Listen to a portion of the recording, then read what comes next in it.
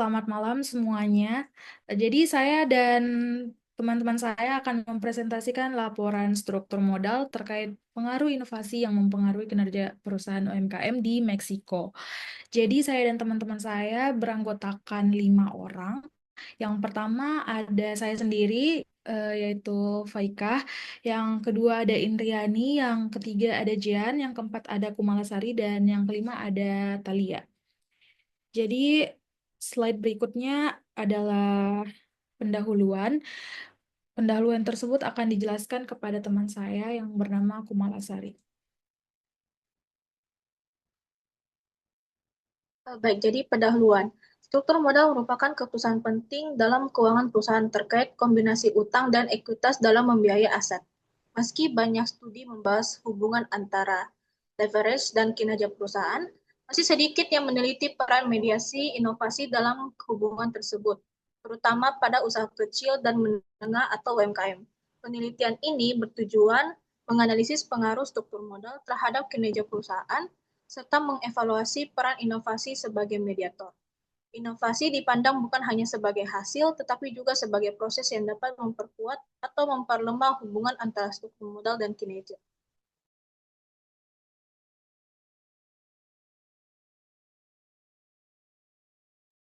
Yang berikutnya itu tinjauan pustaka, tinjauan penelitian. Struktur modal menjadi topik utama dalam literatur keuangan, namun hubungan antara utang dan kinerja perusahaan masih diperdebatkan karena hasil penelitian yang beragam.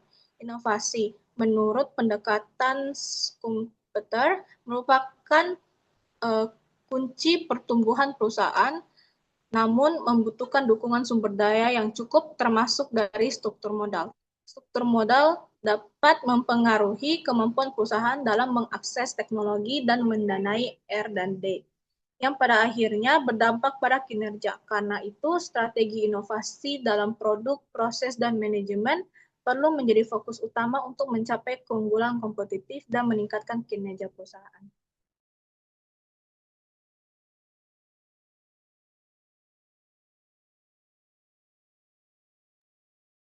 Oke, jadi di sini ada variabel penelitian. Penelitian ini mengkaji 3 variabel utama, yaitu ada X, struktur modal, M, inovasi atau mediatornya, dan kinerja perusahaan yang disimpulkan sebagai Y. Tujuannya ini untuk menganalisis pengaruh struktur modal terhadap kinerja perusahaan, baik secara langsung maupun melalui mediasi inovasi. Struktur modal ini mencakup variabel independen, yaitu cara perusahaan membiayai kegiatan usahanya atau utang atau ekuitas. Struktur modal yang tepat diyakini dapat mendorong inovasi. Yang kedua ada inovasi atau M. Variabel mediasi mencakup pengembangan produk, proses atau sistem baru yang menjembatani hubungan antara struktur modal dan kinerja. Yang terakhir ada kinerja perusahaan atau Y. Variabel dependen yang mencerminkan hasil finansial dan non-finansial. Alur pengaruh yang dianalisis yaitu dari struktur modal ke inovasi, terus berlanjut ke kinerja perusahaan. Selanjutnya ada bagian metodologinya. Yang pertama itu sumber data dan metodologi. Penelitian ini menggunakan pendekatan kuantitatif dengan data cross-seksional dari tahun 2018. Sampel terdiri dari 220 UMKM, sektor manufaktur di Meksiko yang datanya dikumpulkan melalui kuesioner berisi skala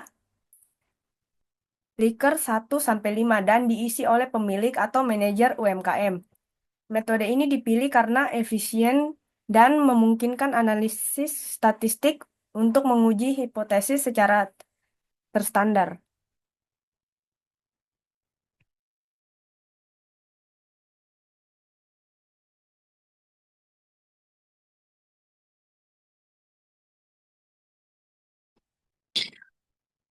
Lalu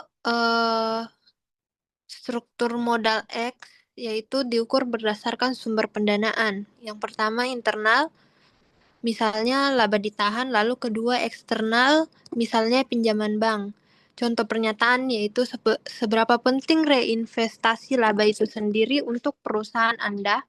Lalu kedua inovasi atau mediating variable, mencakup 4 jenis inovasi, yaitu produk, proses, pemasaran, organisasi.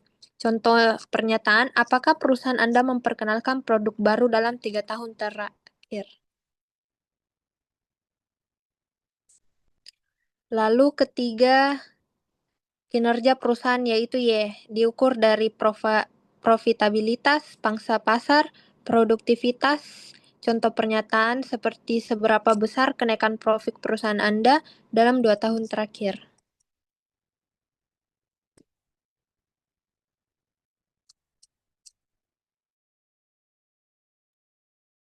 Berikut ada, bisa slide sebelumnya?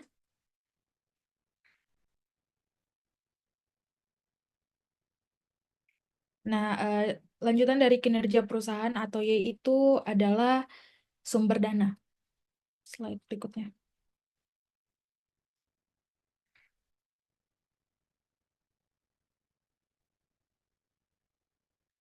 Struktur modal atau X dibagi menjadi 2 sumber utama, yaitu yang pertama ada internal dan eksternal. Yang internal yaitu yang pertama reinvestasi laba, yaitu penggunaan kembali keuntungan untuk pengembangan bisnis. Dan yang kedua ada kontribusi pemilik atau saham, yaitu tambahan modal dari pemilik atau pemegang saham. Yang kedua eksternal, pertama ada pinjaman bank, dana yang diperoleh dari lembaga keuangan, investor yaitu modal dari pihak luar seperti angel investor atau venture capital. Dan yang terakhir ada kredit dari supplier, yaitu pembiayaan dalam bentuk pembayaran tertunda untuk pembelian bahan atau jasa. Berikut ada tujuan pengukurannya. Bertujuan untuk menilai seberapa besar perusahaan mengandalkan pendanaan internal versus eksternal, serta bagaimana kombinasi tersebut mempengaruhi kemampuan perusahaan untuk berinovasi.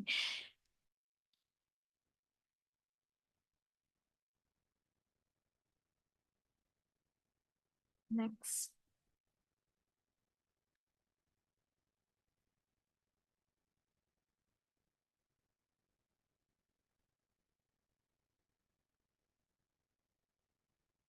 Nah, yang berikutnya ada inovasi, inovasi atau variabel mediator. Inovasi merujuk pada perubahan atau perbaikan yang dilakukan perusahaan untuk meningkatkan daya saing yang mencakup 4 aspek. Yang pertama ada produk, yaitu pembuatan barang atau jasa baru, misalnya smartphone dengan fitur unik. Yang kedua ada proses, yaitu penggunaan teknologi baru seperti mesin otomatis untuk mempercepat produksi. Dan yang ketiga ada pemasaran, yaitu strategi promosi kreatif, misalnya kampanye iklan di media-media sosial. Dan yang terakhir ada organisasi, yaitu pengembangan sumber daya manusia melalui pelatihan atau kolaborasi eksternal. Tujuan pengukuran tersebut yaitu untuk menilai apakah dana dari struktur modal, misalnya pinjaman bank, digunakan untuk aktivitas inovatif yang pada akhirnya dapat meningkatkan kinerja perusahaan. Contohnya, investasi pada mesin canggih atau inovasi proses dapat meningkatkan efisiensi dan profit.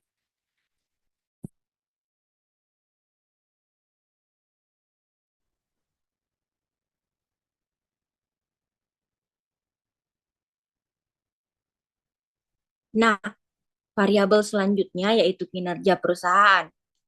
Nah, hasil akhir ini menunjukkan bahwa keberhasilan perusahaan terdiri dari 3 indikator utama, yaitu yang pertama itu profitabilitas atau keuntungan perusahaan yang meningkat. Itu contohnya seperti seberapa besar sih kenaikan profit perusahaan Anda dalam 2 tahun terakhir. Nah, yang kedua yaitu pangsa pasar. Nah, ini tuh contohnya dengan kata lain itu uh, lebih banyak pelanggan yang membeli produk atau bertambahnya jumlah pelanggan atau volume penjualan. Yang ketiga yaitu produktivitas.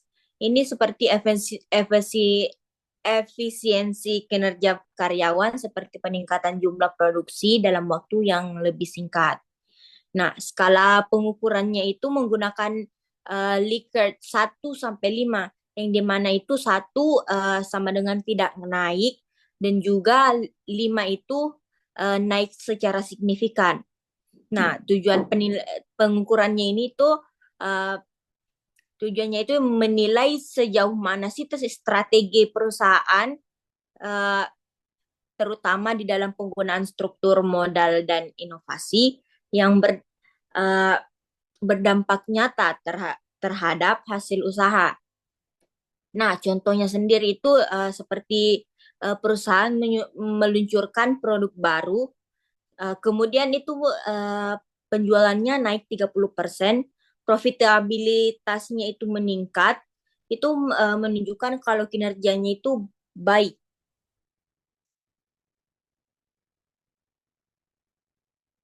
Next slide.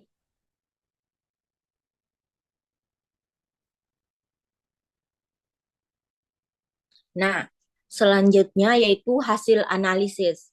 Nah, hasil analisisnya itu berupa SEM atau SEM PLS.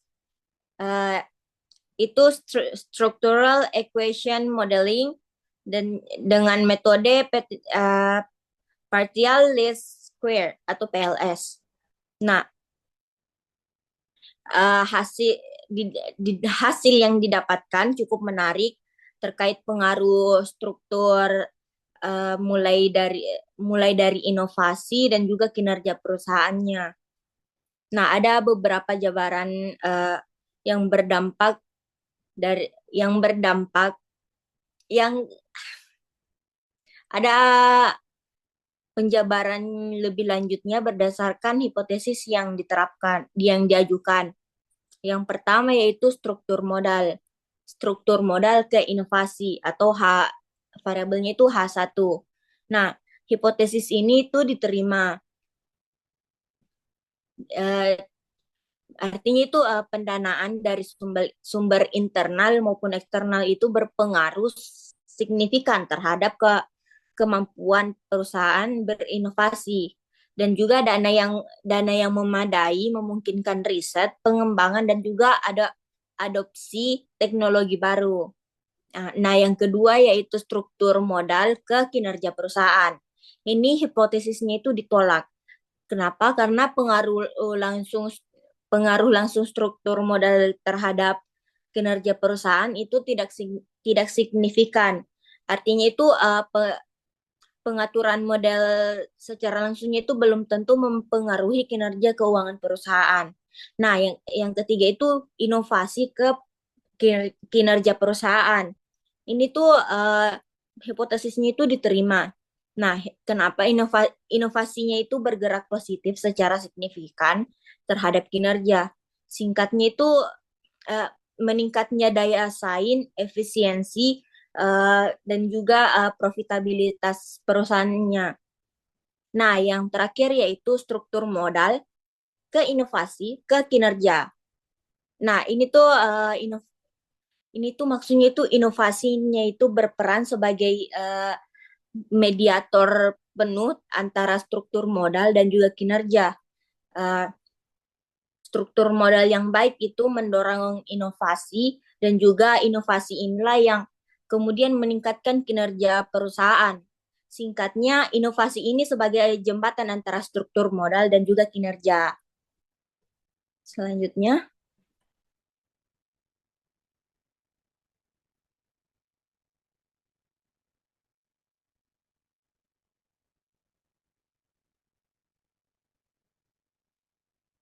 Nah, yang terakhir yaitu kesimpulan.